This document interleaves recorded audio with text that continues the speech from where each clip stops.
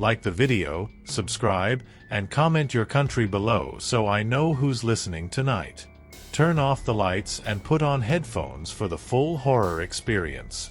Let's begin the nightmare, if you're brave enough. I used to live in a small town called Fenter.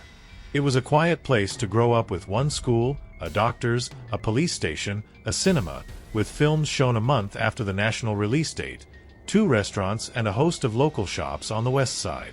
Over on the east side of Fenter was the residential area with about 40 houses, the town bar and the local woods, which were about 20 square miles in across. Even though I'd grown up my whole life playing in those woods, it was still easy to get lost in them, so my father used to tell me and my friends to never go past the creek that ran through about a mile in. Still, this gave us plenty of space to play in, and we spent many summers building tree forts and playing hide and seek amongst the tall trees. One late summer evening, me and my friend Jess were out near the creek seeing how close we could sneak up on the rabbits that inhabited the woods before they'd notice and run away. I'd spent about 10 minutes searching for one, and, in my eagerness, I'd left Jess behind. She'd stopped to examine some odd-shaped rocks, and being impatient, I'd told her to catch up when she was finished. I was just reaching the hill where the creek bent and curved round to travel off north for another 3 miles when I spied one chewing on some leaves near an oak tree. I held my breath, grabbed my jacket to stop it flapping in the breeze, and began slowly inching towards it. I was careful to avoid stepping on any twigs. If one snapped underfoot, it was a definite game over, and with the sun going down, this would probably be the last chance I got to play before I had to go home for dinner. The rabbit was blissfully unaware of my presence, its brown coat tinged orange by the setting sun, ears flopped down like a hunter's hat. The irony didn't escape me as I crept up on it, silent as the leaves floating in the breeze. I smirked. I was about 4 meters away from it now, and it still hadn't noticed me. Not my best, but not bad. I slowed my pace even more. I didn't want to make a rookie mistake in my excitement and ruin this opportunity. The rabbit finished on its leaf and casually began sniffing the next one before digging in. 2 meters away now, the closest I'd ever gotten, I felt my heart beat in my chest, and for a second I was scared the rabbit would hear it thudding against my rib cage and dart off. I shook my head and continued up behind it. It was almost within arm's reach. I couldn't believe it. I stretched out my arm, fingers extended. Wait till Jess heard about this. I'd be the first kid in town to have touched a forest rabbit. My hand was about a foot from brushing its soft pelt now. I could see each individual hair on its back. 30 centimeters. I'd done it. I'd done it.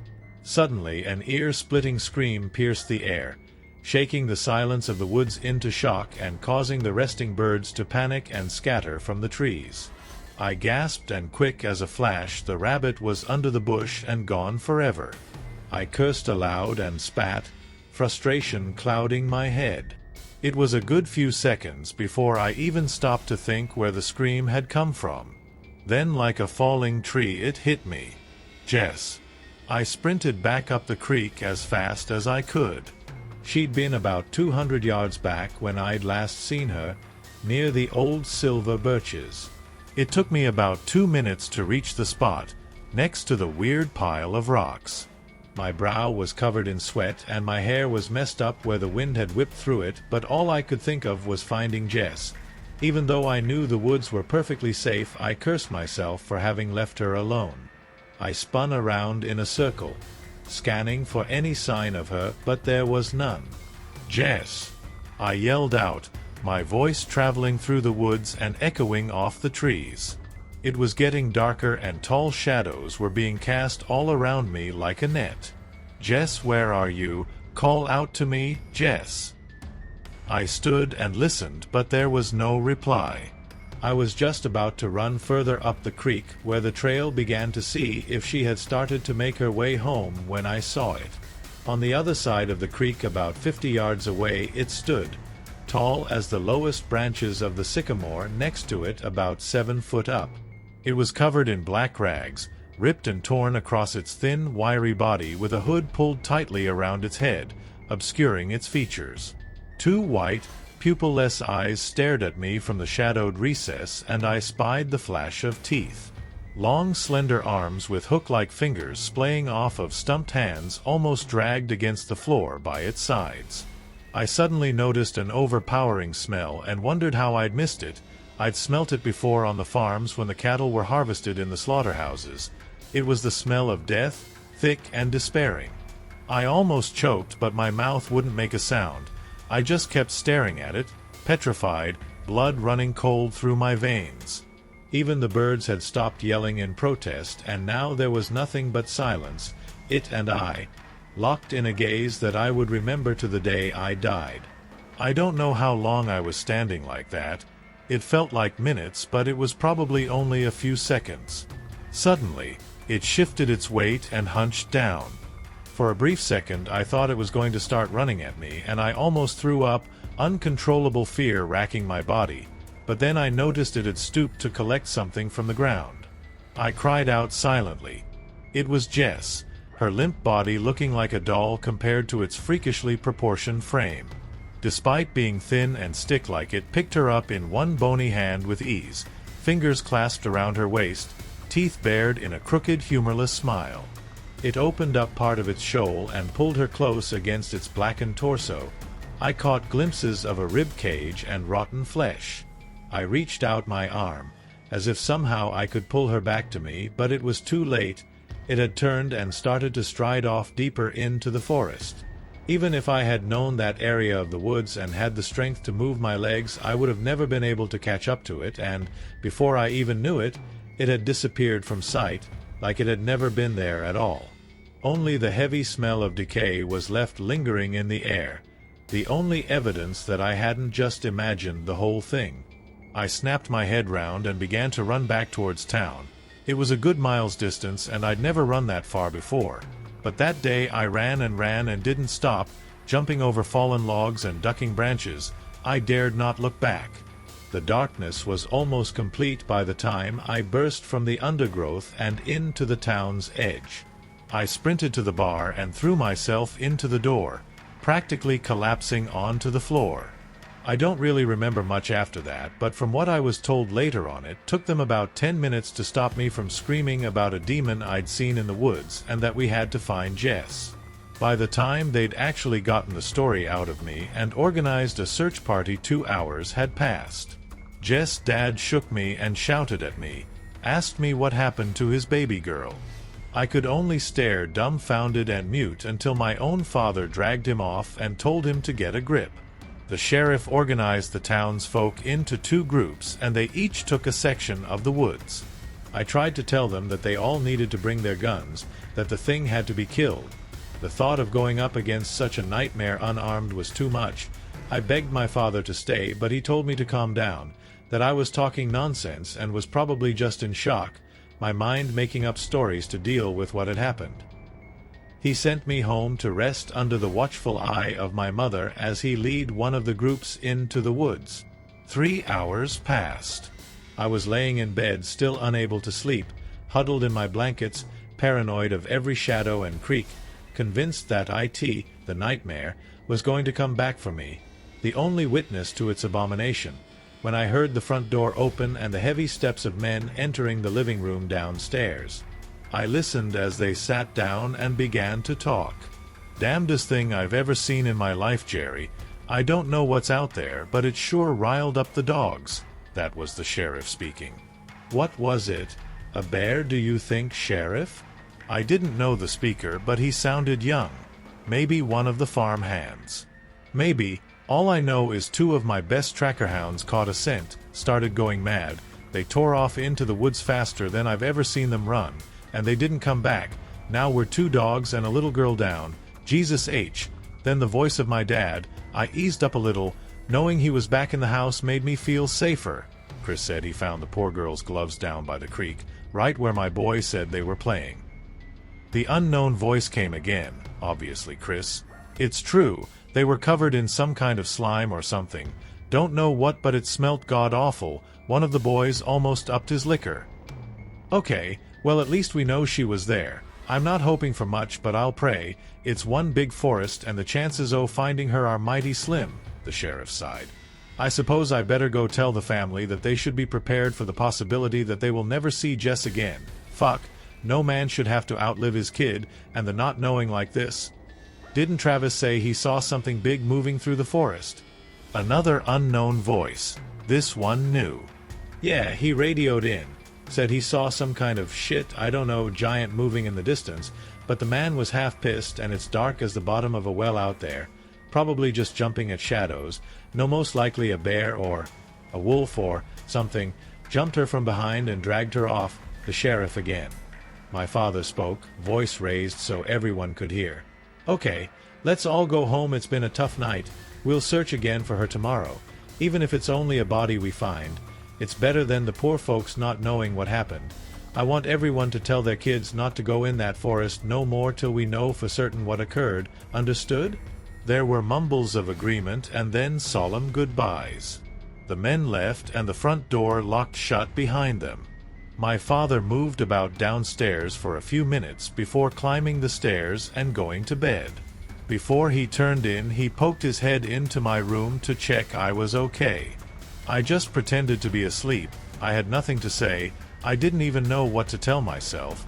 But one thing I knew for certain, I hadn't been hallucinating. I'd really seen IT, and whatever IT was, it had Jess. I waited for a half hour after I heard my dad climb into his bed before I sat up and switched my bedside light on.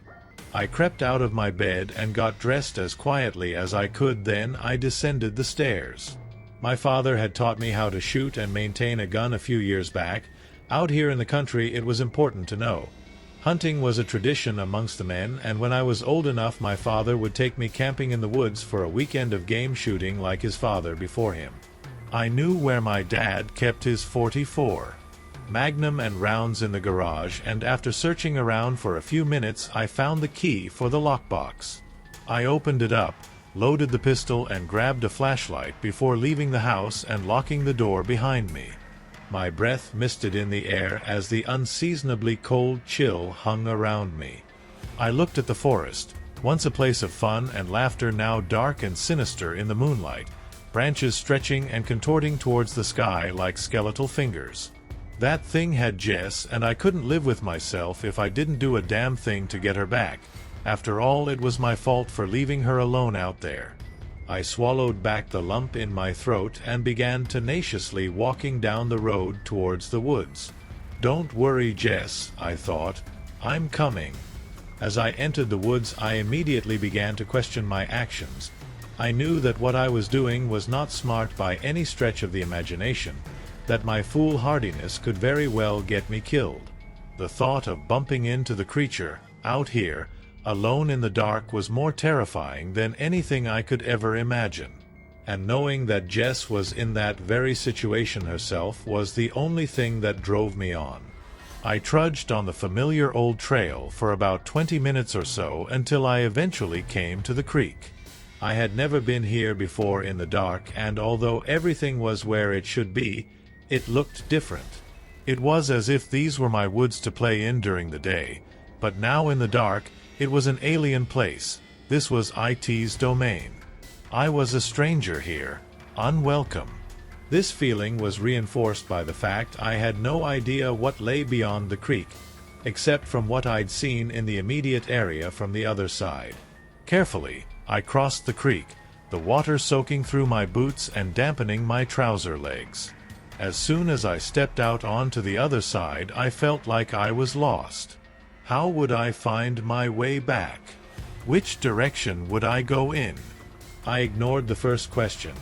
I had bigger things to worry about at the moment, and decided to head off in the direction I'd last seen the creature going. I started walking, vigilant for any signs of movement or noise. I'd expected there to be animals out this late at night, but eerily it was silent, which made me feel vulnerable. Every footstep sounded like an alarm, telling the creature where I was. I stopped for a moment and looked around with my flashlight. I felt like the darkness was swallowing me, that the thing sat just outside the borders of light, laughing at my efforts to find it. I realized that if there was anything out there, the light would only serve to give away my position. effectively ending any kind of advantage I would have over it. After a pause, I switched off the flashlight and waited for my eyes to adjust. It was difficult at first, but after a few minutes I could make out enough of the forest to start slowly making my way through.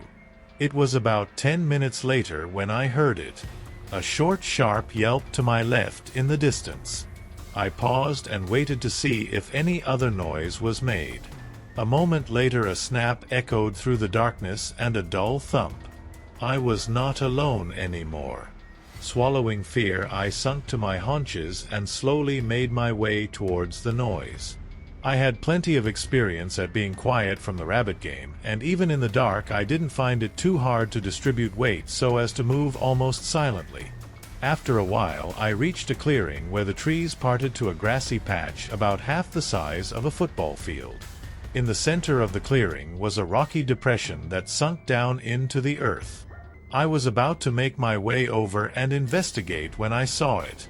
It was standing near the edge of the clearing to the south and was slowly limping its way over to the depression, dragging something behind it. In the dark I couldn't make out what it was, but it was about the size of a child, except if the child had been snapped in the middle, it flapped limply with every bounce like a paper fan. I swallowed a lump and tears stung my eyes. I wasn't sure if I was more scared or sad. I prayed to God to not let it be Jess and continued to watch it as it reached the pit and then hurled the object over the rim. It hit the ground with the unmistakable sound of crunching bone. The creature bent down headfirst as if to crawl down the rocks and then stopped. Slowly it stood back up and sniffed. I instinctively pressed my back to a tree, removing myself from view and strained to listen. I heard it sniff again softly and walk around in what sounded like a small circle and then nothing. I waited. For what seemed like eternity I waited. I was unbearably tense, expecting to see its milky eyes slowly peer round the side of the tree, followed by that big crooked smile at any second, or a long hooked finger to slide out of the darkness and rest itself on my shoulder. Nothing happened though, and nothing continued to happen for the next couple of minutes. Gathering my courage, I hesitantly glanced round the trunk only to see the clearing was empty. I double, triple, and quadruple checked the area, making deadly sure it was gone, and then I stepped out back to the clearing edge, making sure to keep low to the ground. To step out into the clearing was out of the question. Suicidal. What if it was only hiding at the clearing edge itself, or waiting in the rocky fissure at the center? It would defy all logic, rebel against every survival instinct, and yet I had to know. I had come here looking for Jess. If I turned back now without checking to see if it was her, crumpled and contorted at the bottom of those rocks, then I may never know. The sheriff was right. The not knowing was the worst part. Before I stepped out, I pulled the magnum from out of my waistband and cocked the hammer back, being careful to mute the click by smothering it between my legs. When it was loaded and ready to fire, I began to slowly inch my way out of the safety of the tree line and into the open. I took a few steps and stopped, waiting to see if anything came crashing towards me. When nothing did, I continued my cautious journey to the depression. When I reached the lip, I aimed the gun ahead of me and looked over. It was a couple of feet deep, about 10 or so, and was a little larger than I had expected. One side of the hole was hollow and extended into the ground as a sort of cave, large enough to drive a car through. At the mouth of the cave was the body, slumped over a jagged rock. I glanced around again, making sure I wasn't being snuck up on, then started to lower myself down. I would just need a quick glance to make sure it wasn't, or was, Jess, and then I'd leave, run back to Fenter. I'd wake my dad and the others, lead them here, and we'd kill it, in this cave that was surely its dwelling. It could be in there right now, watching me struggle down the smooth rock. But I reasoned that if it was in the cave, then there was nothing I could do about it. I must be crazy. Fear has consumed my brain so completely I must not be able to feel anything anymore, I thought. This was proven wrong when I slipped and fell off the side of the rock, landing awkwardly and sending pain shooting through my ankle. I almost cursed aloud but bit down on my lip and shouted silently in my head. Luckily it wasn't twisted, just achy, and I was able to walk on it without a problem. The last thing I needed now was a broken foot. My thoughts were so preoccupied with the sudden pain that I had forgotten I was now right next to the cadaver.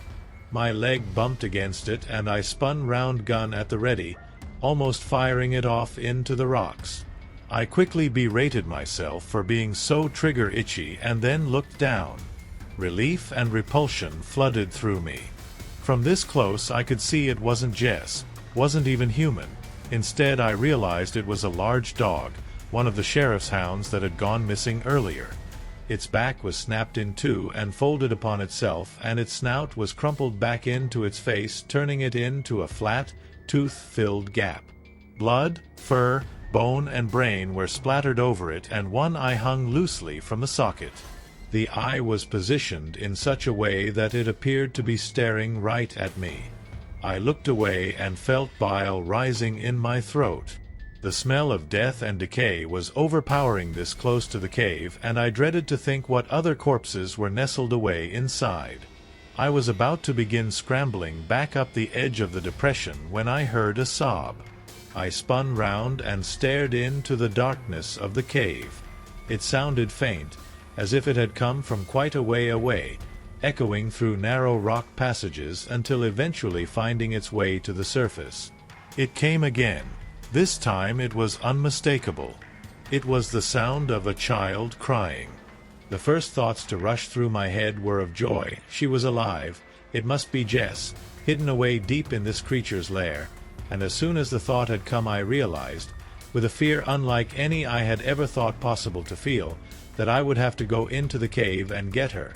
I didn't have a choice. I just couldn't turn back now. I may as well kill myself with the gun I held in my shaking hand than live with the guilt. I pulled out the flashlight and, readying the gun, switched it on. The beam stung my eyes for a few seconds as they adjusted to the sudden light, but I could see the cave went on for a few meters before widening into a kind of large, rocky chamber that had passages of varying sizes detouring off further underground. I entered the mouth of the cave and shone the beam over the walls and floor. The beam danced over bones scattered across the ground. It looked as if every type of animal in the forest had eventually wound up in here, torn apart then stripped of flesh.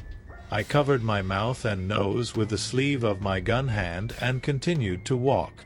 There were 4 passages, and the sobbing appeared to be coming from the one furthest to the left. Thankfully, it was one of the wider ones, and I found I could comfortably walk down and still have enough room to stand up straight. If the creature were to come now from the mouth of the cave, I would be trapped. However, if it was already in the cave, then I was walking straight into its spindly, disproportionate arms. I swallowed hard and continued to walk. After a couple of meters it turned right sharply and opened up into a small version of the chamber I had just come from. I was amazed to find it was full of items. Watches, jewelry, passports, letters, glasses, clothes, books, wallets. It went on, as if a museum to sentimentality and trinkets. I picked one of the passports and opened it up. Paul Ashcroft, born 1972, Heron Ford, Ohio. Another Red Richard Blunt, born 1954, Westville, California. I shone the light over the letters, seeing the addresses were to places all over the country. Then it dawned on me. I finally understood. It all made sense.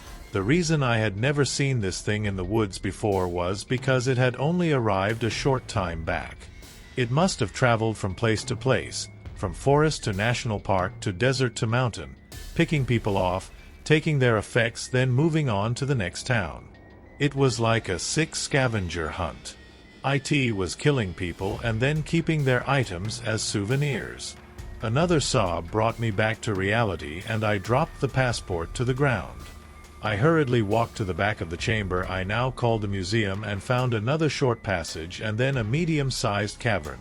Inside was Jess sitting on the floor and crying. She looked up when my light shone over her and covered her eyes. "Please," Please let me GGG dash." She burst out into fresh sobs, tears streaming down her pale cheeks. I stood paralyzed for a second. I was so intent on finding her that now I didn't know quite what to do. I decided I had best let her know it was me before deciding on anything. I shone the light upwards, illuminating my face. Jess stopped sobbing and stared. "Jess, I've come to rescue you. We don't have much time. We need to go now before that thing comes back to find me here," I whispered, kneeling beside her. She did nothing for a few moments, then threw her arms around me, her body shaking. "I thought I was going to die down here. I thought it was going to eat me, like it did the rest. It's—" She trailed off, unable to get her words out through the tears. I squeezed her back for a moment, and then went to lift her. The sound of metal clanging against rock reverberated through the cave. I shone the light down and my heart sunk. She was chained to a heavy metal ring pin that had been nailed deep into the rocks beside her. "I couldn't escape," she sniffed. "I tried to pull it out, but it's no use."